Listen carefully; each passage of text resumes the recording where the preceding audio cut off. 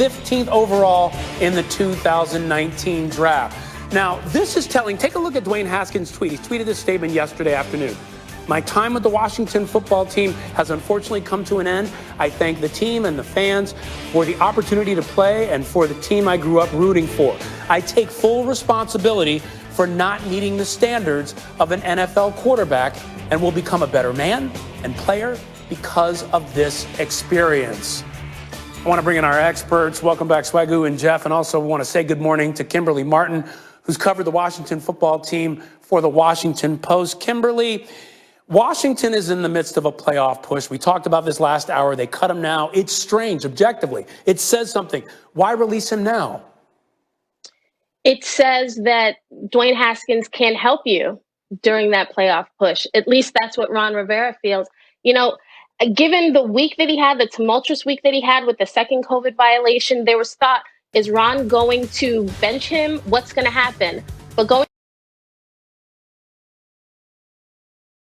into that game, it was clear Ron thought he needed Dwayne Haskins to have a shot to win this game with Alex Smith injured. And what did we see? Dwayne Haskins did not do enough on the field.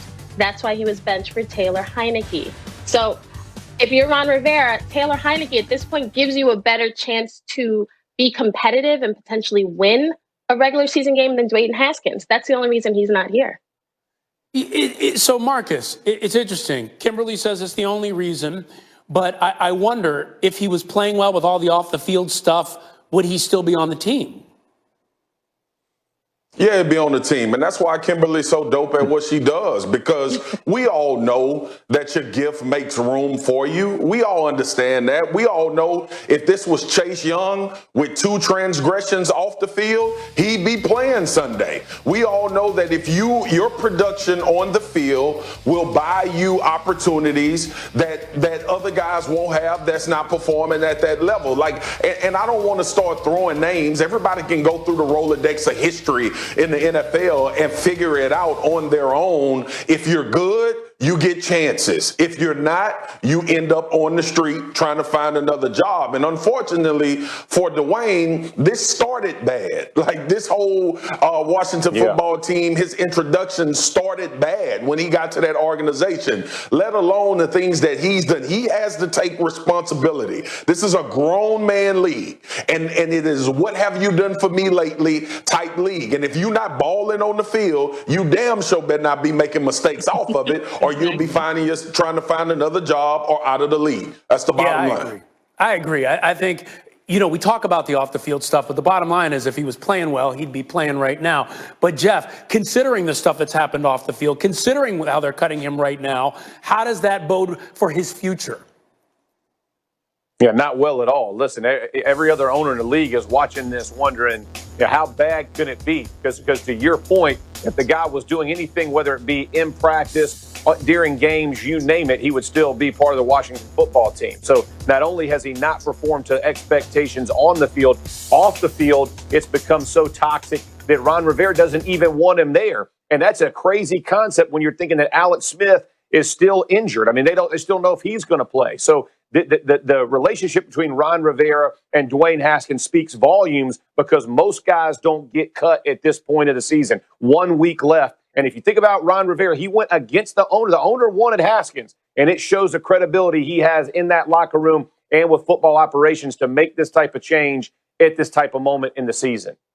And Kimberly, look, I look at this story. No one wishes ill of Dwayne Haskins. We all wish him well. Right. It is a difficult situation. Absolutely. He's a young guy. I think we all want to see him turn it around and be successful in the NFL. Do you think we'll see Haskins on a roster next year? On a roster? Sure. I think a team that has a veteran QB, that has a stable of QBs, that doesn't need Dwayne Haskins to be the guy, that doesn't even need Dwayne Haskins to play, they could take a flyer. They could take a look and say, okay, this could be a new situation for him. Maybe he does better here. Maybe we have the pieces, the coaches, the environment, get him away from the hometown where he grew up. However, this is a redemption league. A lot of guys have gone to jail, a lot of guys have done bad things, and they've come back and played and had opportunities. So the story on Dwayne Haskins is not over. And I hope teams are looking at this. He mentioned in that tweet, he did not meet the standards of an NFL quarterback. He's admitting to what happened here. He's owning up to it. Yep. And maybe that says something about his character. I hope teams are considering that. Because, again, we don't want to write him off. Hopefully, he's got some success in the league ahead of him.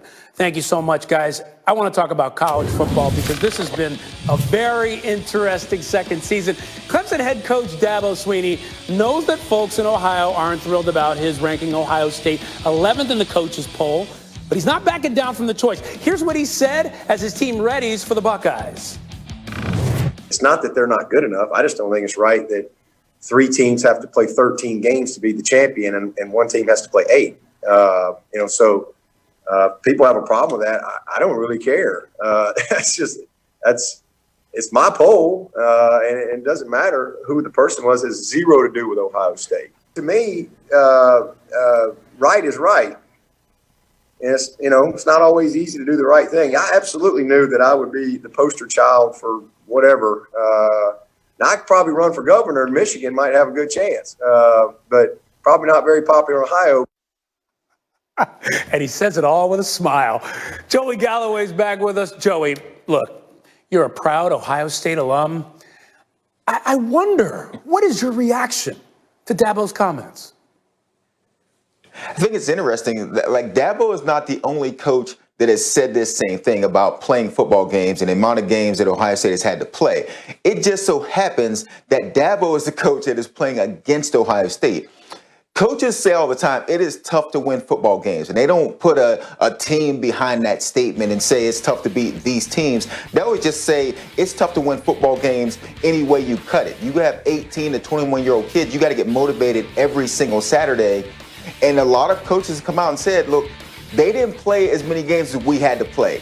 It's difficult to play more games. Ohio State, unfortunately, in this season, not because they didn't want to play more games. That's just the way it worked out. So I understand what Dabo is saying, but it is what it is. Ohio State is in. Now go play. But you're not mad at him? You're not a little tweaked as he says all that with a little bit of a smile on his face? No, not at all. I expect this kind of thing from Dabo at this point. He doesn't hold back his opinion. That's his opinion. It is what it is. Doesn't affect anything that happens on the field. They still have to go out and beat the Buckeyes. Oh, you're a bigger man than me. I'd be mad. All right, let's go to quarterbacks. Marcus, what are your expectations for Trevor Lawrence? Let's talk about that, especially given his lack of Heisman love. I expect them to play well. Trevor has been a phenomenal player. Obviously, you see the impact that he had when he was able to face Notre Dame.